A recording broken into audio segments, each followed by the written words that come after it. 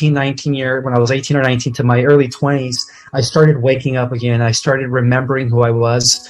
And then I also knew that I was a part of a team, that many were incarnated that were just like me.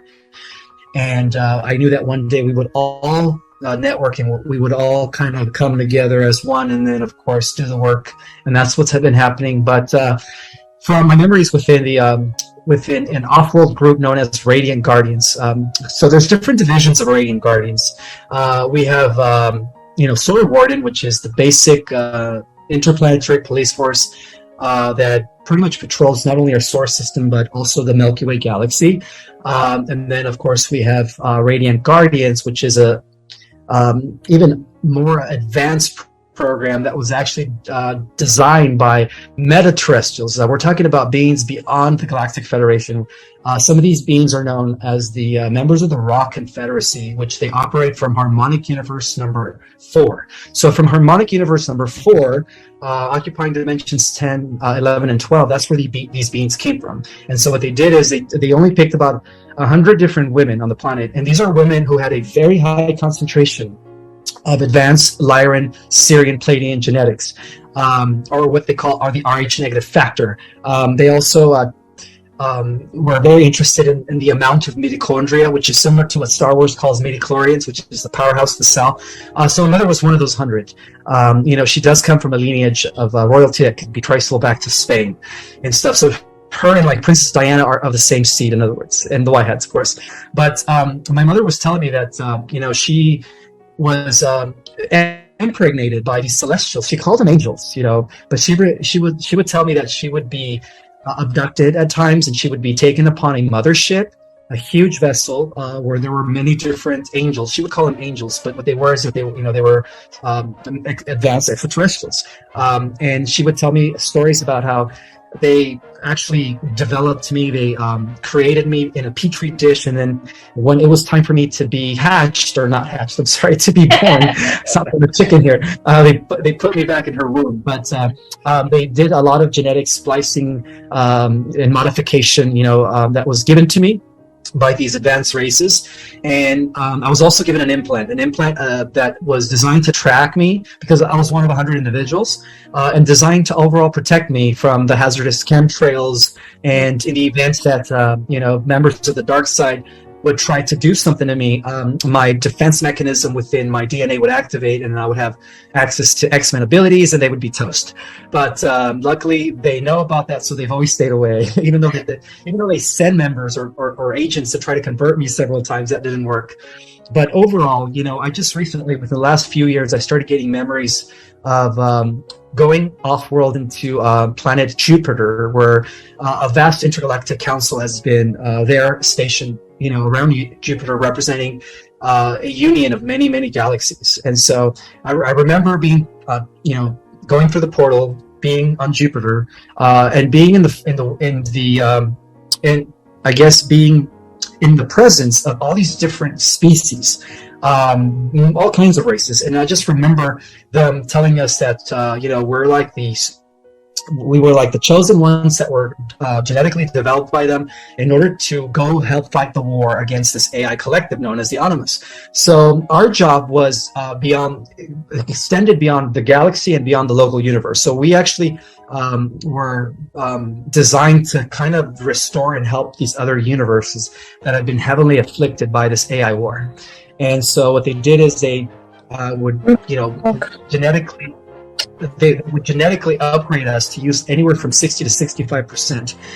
We weren't, I guess, ready enough to use 100, because that's like too much power. But even at 65%, we were able to defy gravity. We were able to fly. We were able to control the elements. We were able to reduce or transform, or convert our mass into pure energy and travel at the speed of light. We were able to duplicate, be at different places at once. That's what they call bilocate. We were able to do all kinds of stuff, and not to mention our bodies were indestructible. So I do have a lot of memories of types of entities that we had to destroy in the process of liberating some of these other worlds in these other universes. And most of those were the black spiders, the black AI spiders, which have been a huge problem in the war against AI. That's one of the vessels that the AI has have been using to pretty much, destroy many, many worlds and many, many galaxies. So I haven't yet accessed all my memories. I want to, I want to have a full recollection of all that. But as you know, they do kind of erase those memories from us, and then they bring us back in time and within minutes of taking us. And I do remember having 3 missions because there were different occasions in my life from the age of 15 to the age of 19 where I would have missing time, where I would end up walking on the street, not knowing how I got there, where I came from, or what I did prior to being there. It was just like weird. So I guess, I've experienced that 3 times in my life. So just like any other, super soldier that has been used in these off-world groups, I guess they call it the 20 years and back. And for the most part, they do it about 3 times. And so, yeah, I'm actually excited about doing a regression. There's a few hypnotherapists that have reached out to me that are actually going to help me retrieve those memories in fullness. And that's actually going to be, I'm going to be able to write some of that in my next book. Yeah, I was just about to ask that. Like, do the memories come during deep meditation? Do they come spontaneously? You're in the shower, or you're doing the dishes, they drop in? Because sometimes that's happens. You're doing something else and you just get something drop in. I was very curious to see how this information dribbled through to you. It's either through meditation, but there are times where I get flashes while I'm driving, while I'm at the supermarket waiting in line, and all of a sudden I look autistic. People look at me and I'm just spacing out into nothingness, and they're like, sir, you're next in your checkout. I'm like, oh, okay, it's because I'm getting these flashbacks. So yeah, they come around in both states of mind, whether I'm meditating or in my wake state. Because you must have this natural ability to be able to connect so easily. Yet a lot of people sometimes use plant medicines or some sort of psychedelic. And often in those experiences, they talk about the light beings, the angelics coming through, going up to the heavens, having these states of bliss where they feel connected to it all. Is that like the higher vibrational brain states that they're activating? And is that something that probably everyone can access, do you feel? Absolutely. We all have the capacity of switching from the beta mind state or wavelength or frequency of mind to, alpha, theta, and then, of course, delta. Delta is where it's at. That's where the magic begins. People that have learned to access the delta wavelength of mind are people that are actually doing the supernatural. Everything that they do is supernatural. Yeah. So this raising of the vibration, when a person takes themselves from, low vibrational information, a low vibrational life, and like a lot of people on the path, they're learning to, raise their vibration, whether that be physically, emotionally, mentally, the different aspects of our being, to then tap into higher vibrational information. Is that like the mechanics of how other people can learn to do this as well? Because a lot of people, a majority aren't interested, but for those people who are interested in tuning in more and connecting to higher levels of consciousness, is that sort of the mechanics of how they do it, do you feel? Yeah, and then there's different techniques, many methods in which people could achieve those levels of consciousness. But it definitely starts with meditation. Meditation is key to access higher levels of awareness. Right, because through the meditation, you learn to stop that beta level of the brain, right? The desynchronized scatter brain, get the brain focused, alpha and theta come through. So obviously the person can connect better.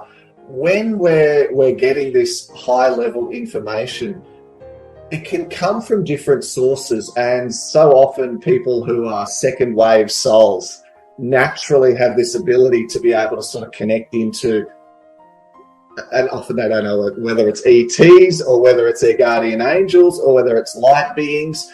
Do you feel like these light beings that are trying to assist humanity are almost scanning for the people whose intention is to try and connect and be a better version of themselves and be of service? Absolutely, yeah. There's a huge effort by the higher dimensional beings who are really trying to connect with as many of us.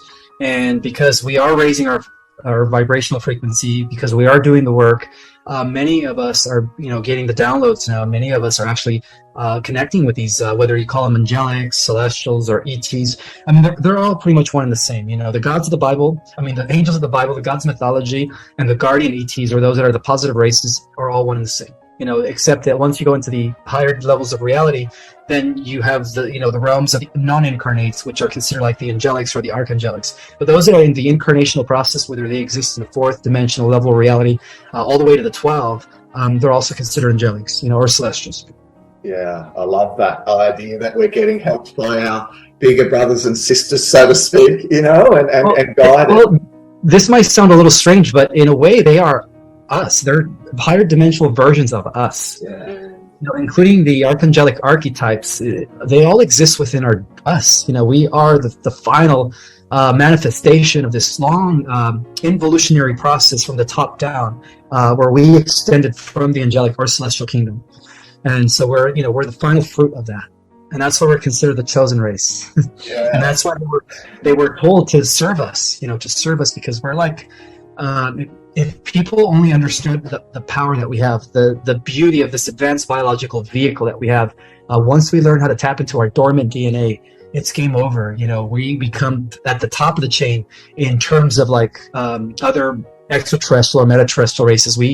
At that point, we surpass them all. Once we begin to even use 20 to 30%, because most of the extraterrestrial races have reached the plateau where they can't evolve beyond, in the physical, that is, beyond whatever their genetic program is. Well, we, on the other hand, were given a genetic program that was supposed to supersede and pass all of them into the higher realms of eternity, and that's what makes us different than all the other races out there.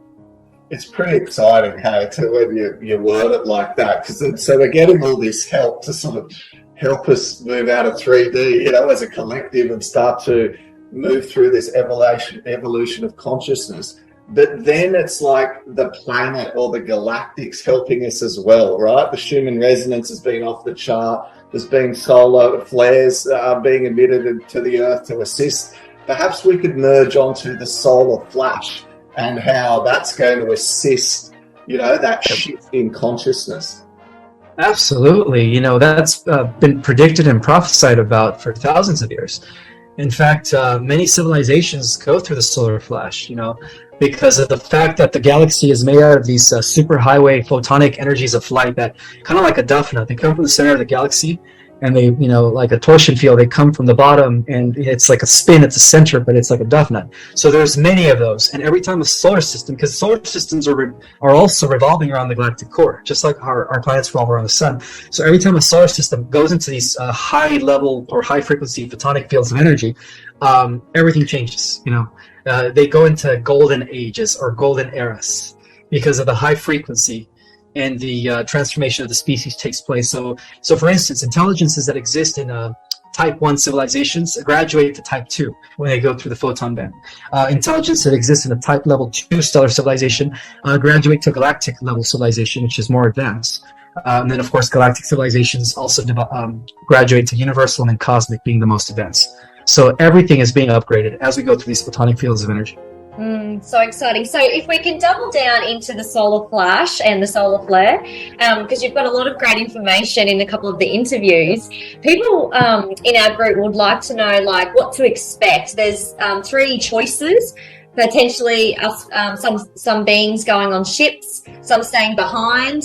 And can you explain to us the levels of certain souls on the planet right now and what it looks like when the solar flash occurs? So basically, the Earth in ancient times used to exist in 12 dimensions. So when the solar flash occurs, the cosmic currents, or the circuits that used to connect us to these higher dimensional spheres, are going to activate. And when they do, depending on how old your soul is, that's where you're going to end up. So some of us are actually going to have the opportunity to go beyond the 5th dimensional Earth.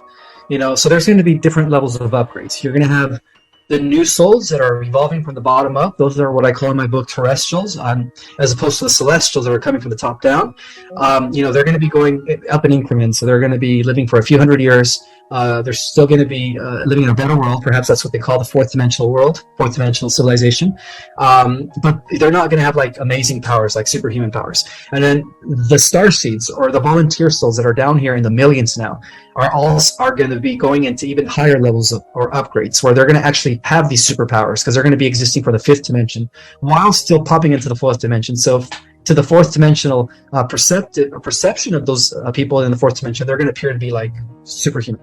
And then there's going to be souls that are actually going to be going into the sixth dimension, 7, 8, and 9. So the higher you go in dimension, the more power, the more abilities you're going to have. So there's going to be different levels of upgrades. So it's going to go back to how it existed in ancient times, where you're going to have mortals, you're going to have wizards, you're going to have demigods, superhumans, mutants, and powerful gods and goddesses above them all. Yeah.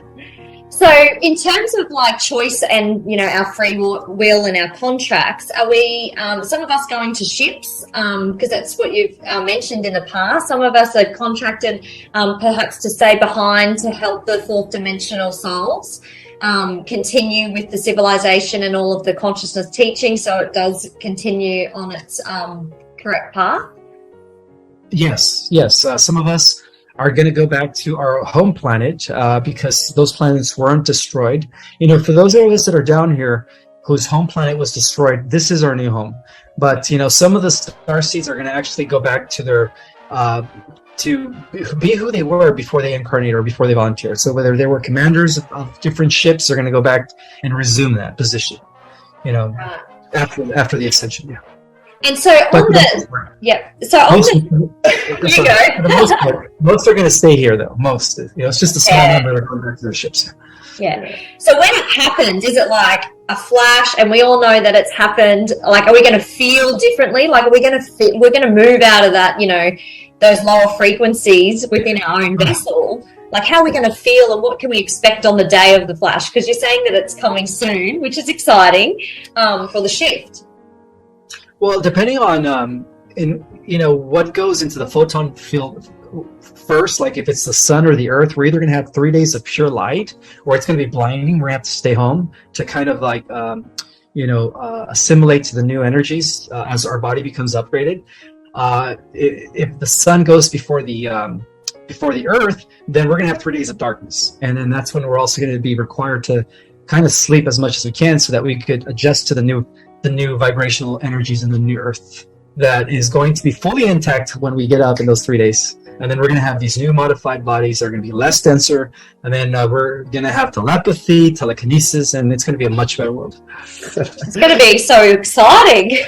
I mean, people are going to be wondering what the heck's going on, really, if you're not awake.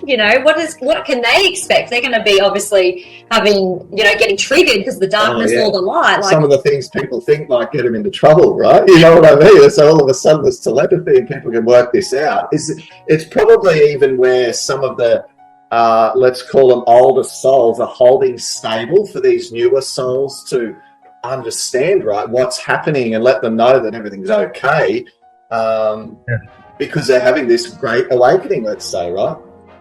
Absolutely. Yeah, so for those that don't have the abilities, they're actually going to be humans that are going to upgrade into the fourth dimension, and they are going to live for a few hundred years without any illnesses, without any diseases, because of the fact that, they're going to be healed. The solar flash is going to heal them in an instant. Yeah. So on the day-to-day, though, do people still need to work on healing the unhealed parts of themselves, their emotional traumas, their underlying self-limiting beliefs, that programming that they get through society, through their childhood, that density that's dulling their light, because a lot of, I notice, starseeds have a rough soul contract, there's a lot of fine detail up the back of that thing, and they come in all motivated and inspired to help the world, but when you move into 3D physical, right, you've got a tough situation, whatever that may be for them in their childhood. So they still need to work on that, right? This is not like a free ticket to ascension, so to speak. Oh yeah, the work still needs to be done, because in order for us to have the flash, we have to be fully clear channels. And that is by doing away with all the emotional baggage, with all our trauma, all our fears. We have to be in no fear. We have to go from having no fear and no more trauma to just being in the presence and in our power as a clear channel. Because what's going to happen is that when our dormant DNA activates, we're going to be manifesting at the speed of light. So whatever we think will actually come into reality. So that's why it's very key and important to begin to control your mind at this time. What you think throughout the day, how you're feeling throughout the day, will determine, your new reality when the shift takes place. So there's rumors about an announcement about all the corruption that's been playing out on the planet. And, we were just thinking about that announcement, if that's true. What's your opinion on that? Do you feel like it would have a negative effect on humanity before the solar flash? Or is it a good thing to help them, awaken to see behind the veil? So the external technologies are only going to be applicable in the fourth dimensional Earth. However, in the fifth dimensional Earth, we're going to begin to use our own inner technology. So instead of using cell phones, we're going to be telepathic. Instead of using cars or vehicle transportations, we're going to be teleporting. For those that make the fifth and sixth dimensional Earth, we are going to be using our own internal technology. And also what I was saying is that all the technology that big tech has been developing is a mimicking of our own inner technology. So, that's where they get all these concepts like replicators, teleport, what do they call the teleportation devices and all that stuff. We all have it in us to do all that and much more.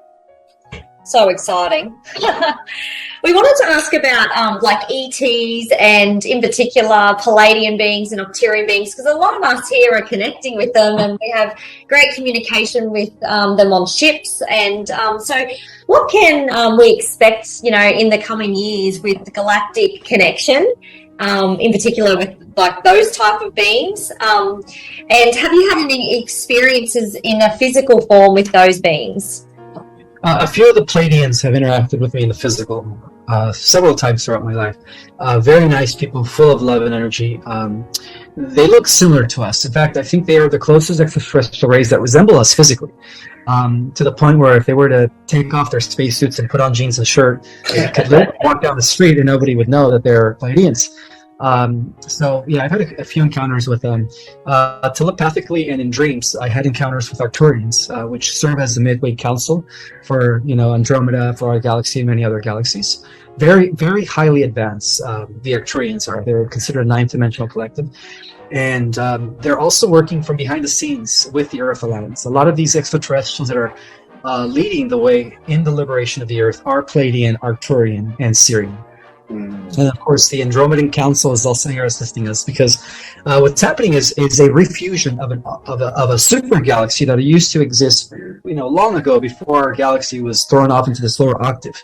When our galaxy was once part of the M31 Andromedan system, we were part of a super galaxy. So what we're experiencing now, what we're witnessing, is a reunion of the Milky Way with Andromeda, which is going to be part of the restoration as well, as the Milky Way and the Andromeda are once again reconnecting to the eternal life stations of the central Mother Universe, which is awesome.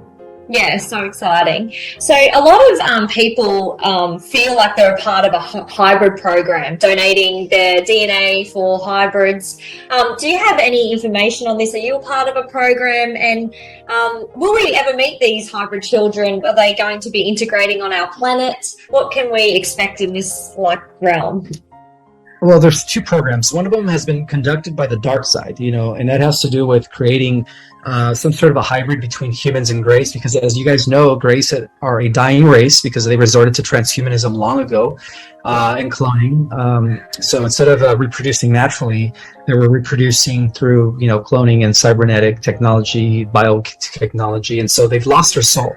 So in an effort to try to save the race, they created these programs where they're creating these hybrids between humans and greys or sadists.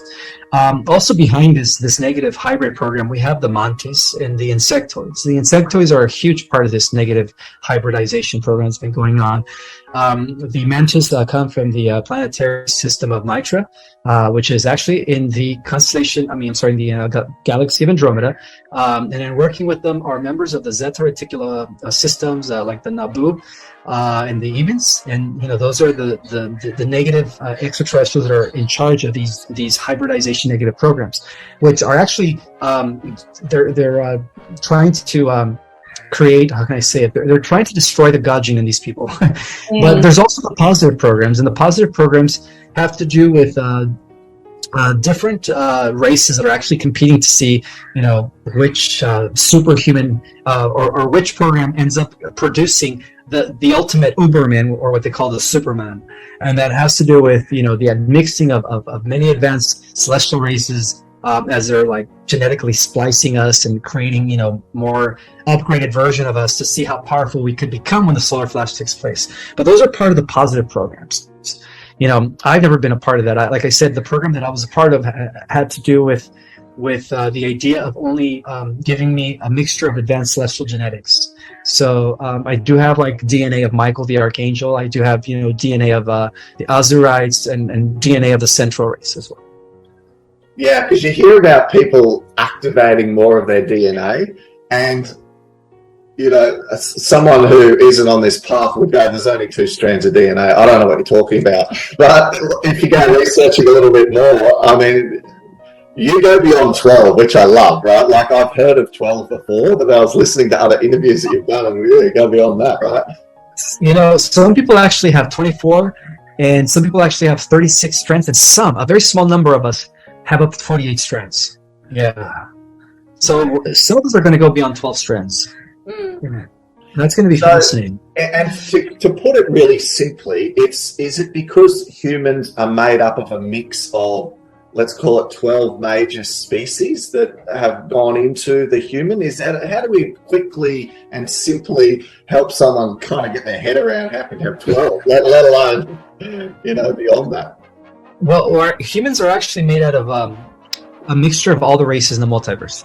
See, what started off as 100... Okay, so basically going back to billions of years ago, in an effort to put an end to this AI war, they needed to create a new guardian race. So what the founders of universes did, they held a meeting on a planetary sphere known as Uversa, which is equivalent to what we call Armatena, the 12th dimensional Earth, to create, to begin what is called the intergalactic genetic experiment. And what that was to bring or combine all the genetics of all the different celestial humanoids into one genome. And what started off with millions of races contributing their DNA to 100 races, eventually led to the contributing of DNA to 24 races from those 100 to 24, consolidating it even further. And then those 24 races contribute their DNA to create the 12 super races. And then, of course, that's where the concept of the 12 tribes of Israel comes into place. And then those 12 races gave us their DNA. And that's when we became the pinnacle of that, the completion of this intergalactic genetic experiment.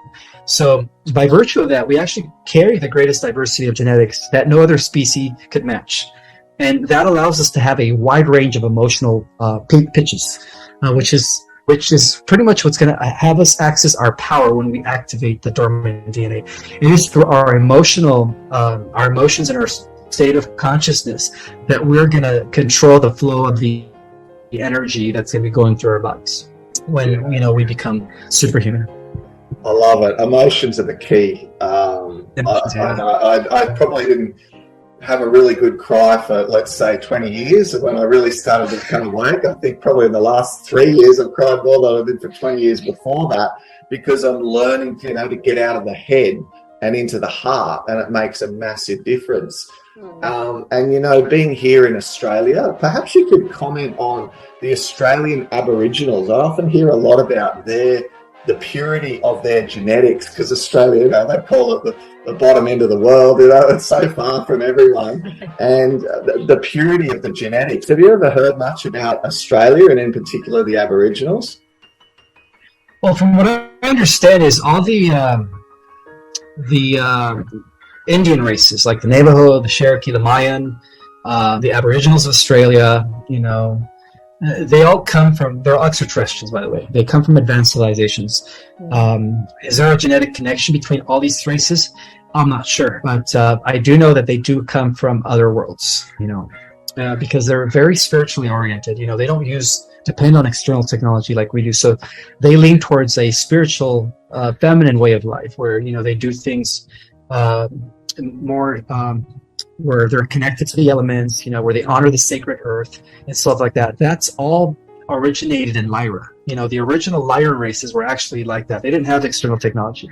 They were a magical race. And I think that the indigenous people of this earth are not indigenous, but the tribes, the Indians and stuff like that, are those that are considered Cherokee, Navajo, Mayan, have all that in them, and that's why they're part of that magical system. Yeah, we're But I really don't know much. Yeah, we're visiting Norfolk Island, which is said to be the land of Lemuria in a month's time, and we're excited to go back there and tune into the land and see that that civilization where it was and be reminded of that. Do you have anything to talk about with the Lemurian and the Atlantean civilization and how they had a huge impact on the planet? Yes, those were our ancestors originated in Lemuria and Atlantis. The original 12-strand DNA Terranusian race that was created by the 12 races that contributed their DNA to create the super guardian race actually took place in Lemuria. So I wouldn't be surprised if the Aboriginals of Australia are actually the actual descendants who carry that pure line of the original 12-strand DNA Terranusian race. I wouldn't be surprised. Yeah. So you talk also about the epicenter, Earth being the epicenter of the new galactic hub. Is that like a intergalactic station? Why is it that you're getting this information? Is it because the solar flare's here and the DNA of the human race?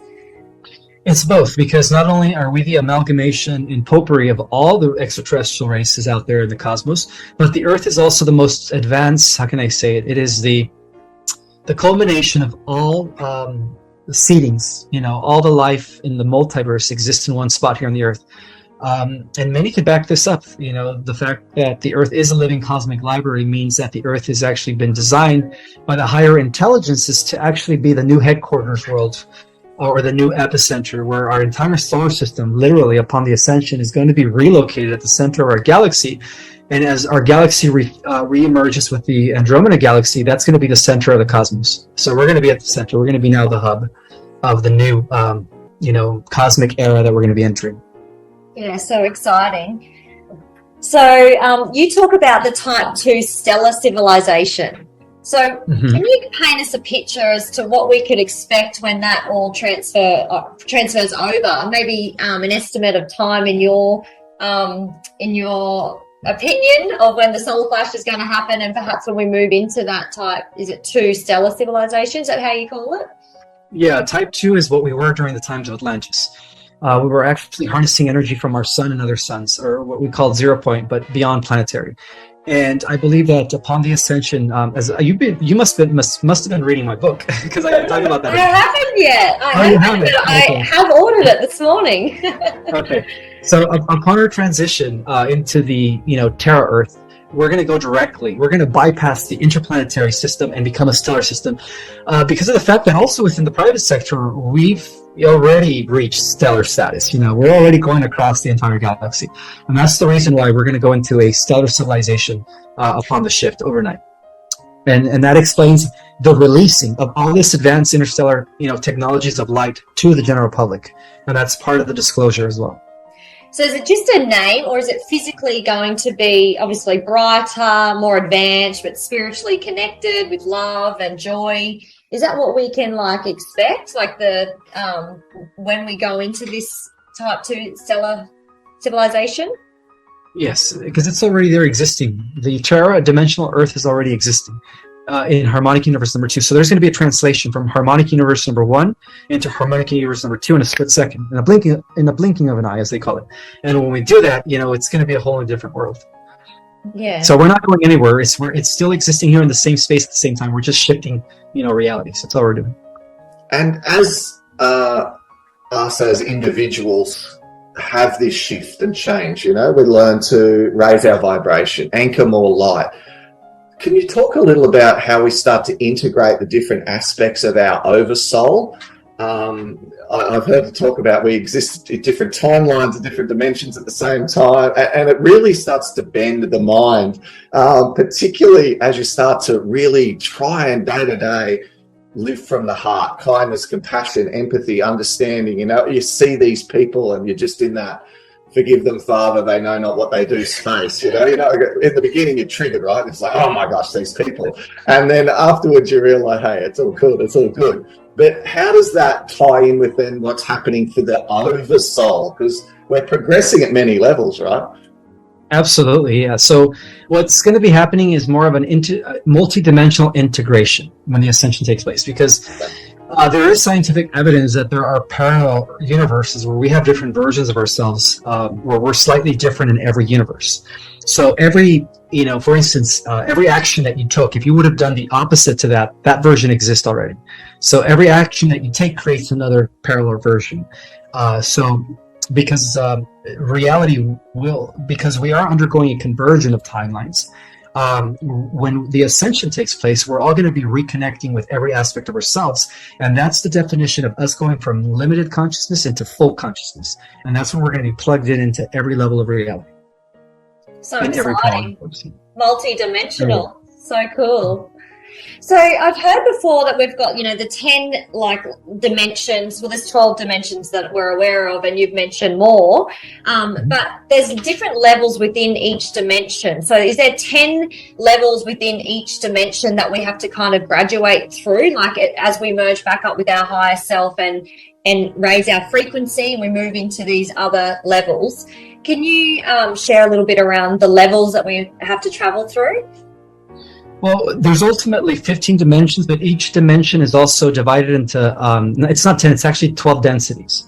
So we have lower, third dimension, or lower densities in the third dimension, and we have mid densities and higher densities. And then every dimension has different densities. So we could say that the dark entities that exist in the astral or lower fourth dimensional level of reality, they exist in the lower densities of the fourth dimension, where we're actually moving into the higher densities of the fourth dimension. So basically, as we continue using more genetic material, that is the key that's going to plug us into these other dimensions. We're already a version of ourselves operating through different avatars, because we have more than one body, by the way. We have a third dimensional body, we have a fourth dimensional body, fifth, all the way to the 12th. Beyond the 12th, it's empty body. We use pure light body. There's nothing that could encase your consciousness at that level of reality. You become pure light. But, that's completion. That's where we're all heading. Yeah. So when this multi-dimensional integration occurs, depending on your level of vibration or your frequency, you're either going to access your fifth dimensional avatar, sixth dimensional, all the way to the 12th. So that's why I was saying that there's going to be different levels of upgrades depending on how much you're vibrating in frequency. Yeah, which is why when someone says, you talk about going back to your childhood and digging up all that stuff. Why would I want to do that? I'll leave it buried in the closet and just ignore it or forget about it.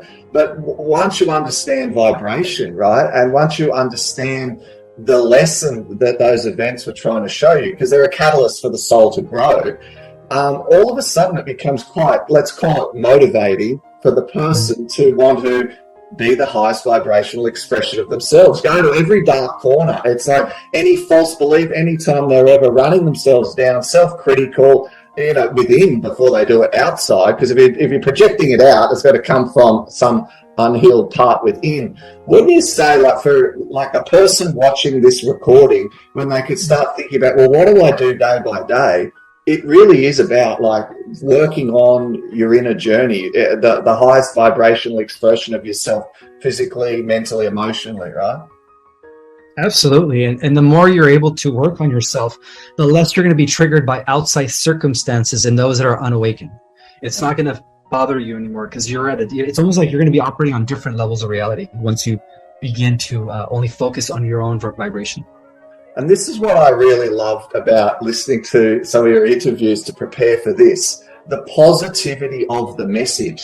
Because often people can get caught in, what happened way back when, with different types of the Orion group, the reptilians, the this, the that, and go round and around in a circle. And it's interesting, but what I love through listening to so many of the different interviews is the pattern of there is an actual thing that people can do day to day to help them to move towards ascension. And then, of course, in a day to day, let's talk about when you're on this, moving towards ascension, day to day, you're happier, right? You're more content, more fulfilled. Perhaps, you're seeing yourself to have this beautiful energy about you. And I love that saying, by their works you shall know them. You're obviously a living representation of that. Let's inspire people a little about being that best version of themselves.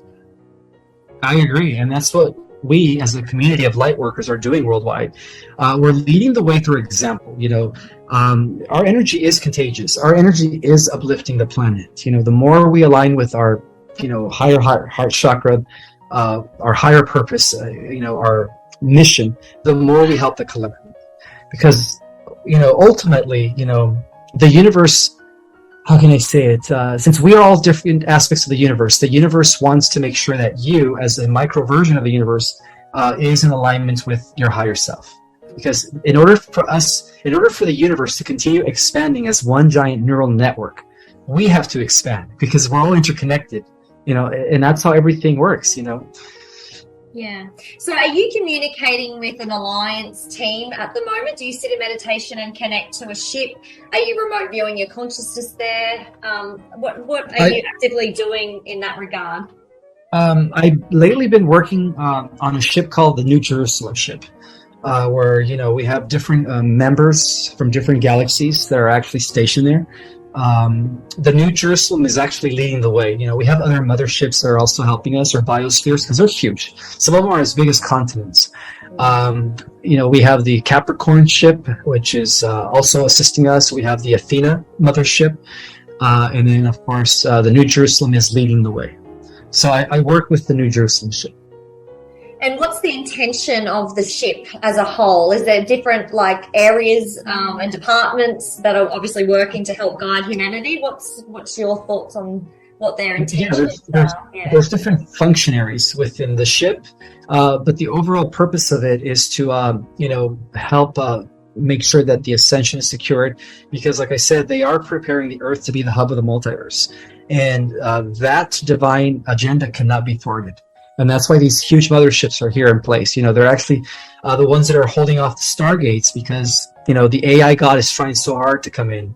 It's trying, through CERN, the Darkettes were trying to open up portals for many years. So the biospheres are actually here to assist us in that. They're making sure that nothing comes in through the portals this time, because we're at the finish line, and they just want to make sure that the divine plan unfolds on the Earth as it is everywhere else in the cosmos. Yeah. Right. Yeah. So are you visiting the ship? Are you aware of traveling in your astrals, or can you remote view your consciousness there? Or are you physically going there? No, it's all done in the astral when I sleep. Yeah. And are you remembering that when you get back? Yes. Yeah, that's how I get a lot of my updates, and then I put out the content for others to know. Yeah, beautiful. That's fantastic. So when we talk about these different behind-the-scenes agendas that are playing out, we had a question from Nino about the Emerald and the Luciferian covenants. Do they tie into the agenda that's playing out right now, or is that sort of more old timeline?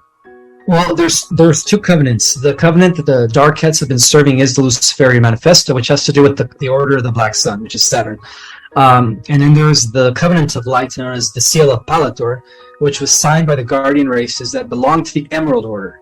So as I speak, as of November 2021, 9 months ago, 10 months ago now almost, the Luciferian Covenant was replaced by the Seal of Palator and the Emerald Order. So our planet is no longer controlled by the Cabal. And that explains why the White Hats have been, having the upper ground ever since. Should we all celebrate? Because, we're going to be witnessing a reunion with our galactic community and our Star Brothers very, very soon. And it's definitely going to happen within the next, hopefully, few years. I would say by no later than 2028. Yeah, and have you got any intel on, first contact? Because a lot of people have been told, put your hand up to offer that frequency to connect with our brothers and sisters from the stars, and it happening to people, like individuals around the world, rather than, a government kind of show. What's your thoughts or intel on that? Well, that's why there's been many appearances in the last few months. That's why high officials like Paul Hellier from the...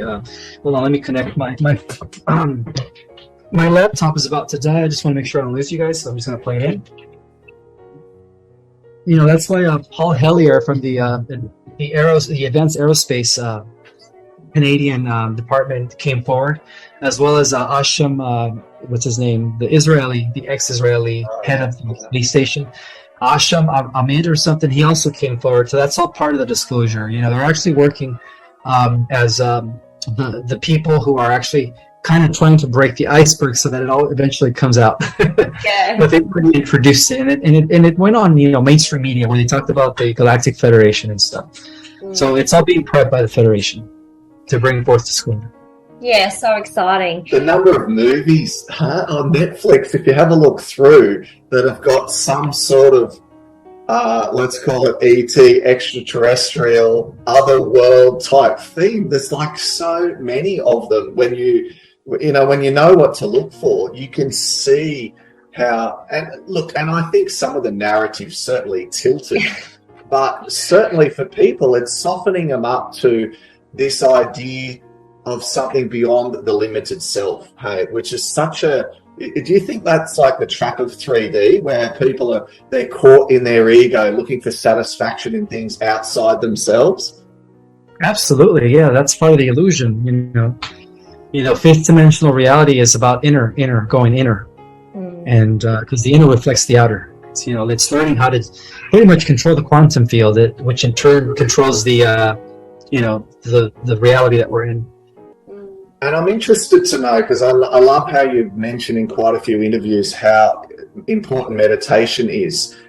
Do you ever try the samadhi type meditation, which is almost observing yourself, observing you, the ego, till it completely drops away and you just sort of are? You know, they talk about this primordial awareness, the oneness with the all, darkness within darkness, these terms where you just, you of what you are melts away and you're part of everything. Is it that the sort of level that you get things coming through as well, I would imagine? I've tried different techniques that lead to the same, solution or to the same destination. But yeah, it's definitely, that's one of many techniques that will allow you to reach that point. Because there's the active, isn't it? There's like the going on the mission and projecting your consciousness through to the ship.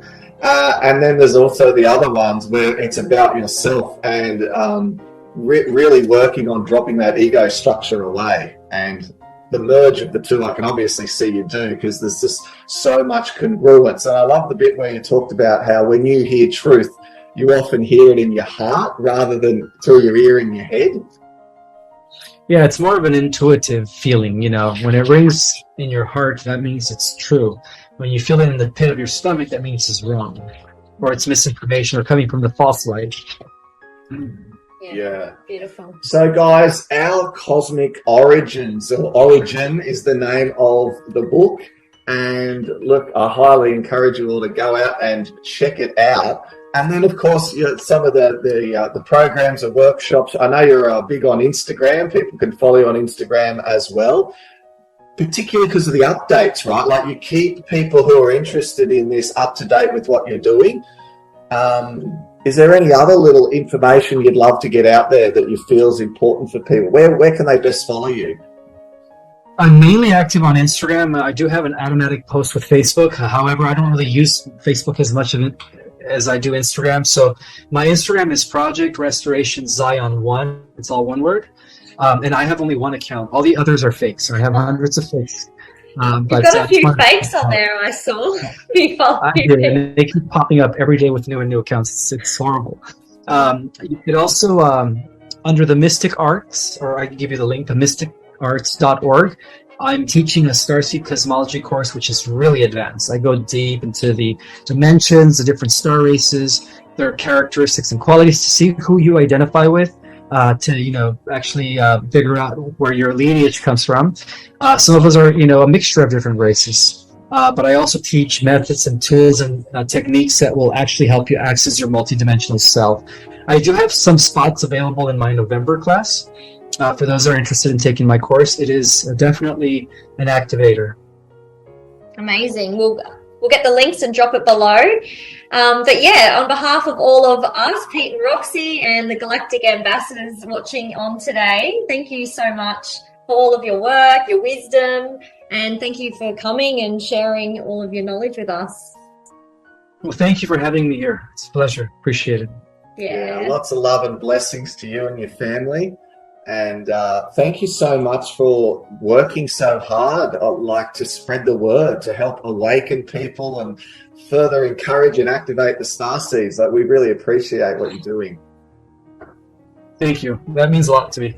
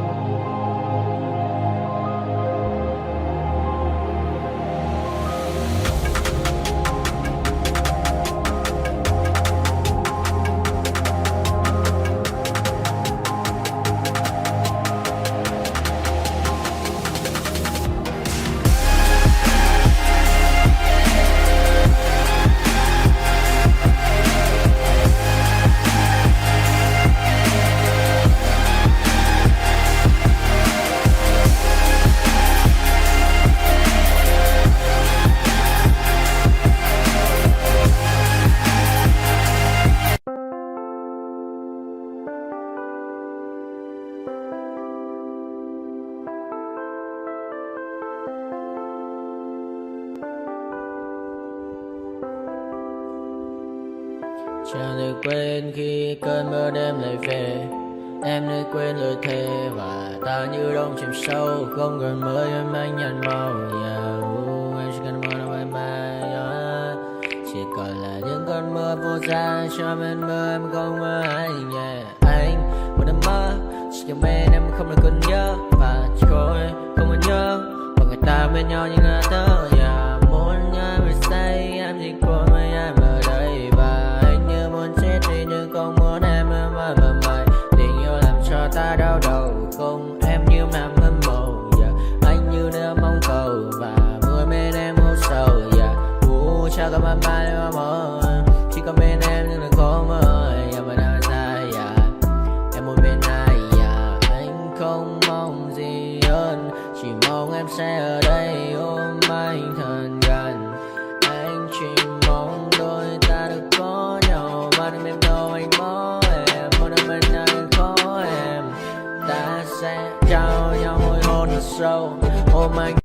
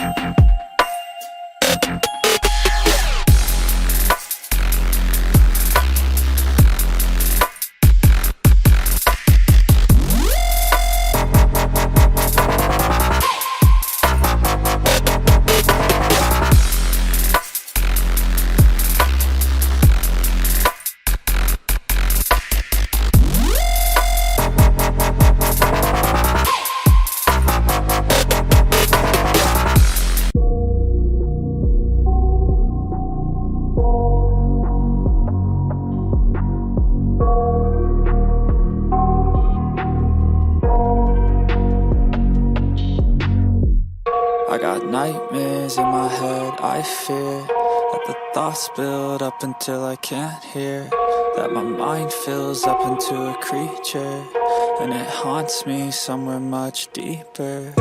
Anxiety, filling up every space, no privacy. And silently, it could build and build until you finally see, whoa, it's taking over, damn no closure, moving closer. No exposure, I just wanna be a loner. Some can't stay sober, looking over all their shoulders, like moving boulders just to get out of the home. It sucks, I've had enough, I don't wanna feel the stuck under the rug, all my problems that I shove. I got nightmares in my head, I fear that the thoughts build up until I can't hear, that my mind fills up into a creature, and it haunts me somewhere much deeper. I got nightmares in my head, I fear that the thoughts build up until I can't hear, that my mind fills up into a creature, and it haunts me somewhere much deeper. I've been feeling weird, I can't seem to focus good enough, nothing's really clear, sometimes it could be a little tough. I just need to feel like the end's in sight for me, but let's be really real, anxiety can foggy all this stuff. I've been feeling weird, I can't seem to focus good enough, nothing's really clear, sometimes it could be a little tough. I just need to feel like the end's in sight for me, but let's be really real, anxiety can foggy all this stuff. It sucks when you finally feel like giving up. Oh God, no luck, everything feels like you're sticky stuck. I'm lost, handcuffed to the bed where I sleep, don't give a fuck, can't stop, unplug, feeling over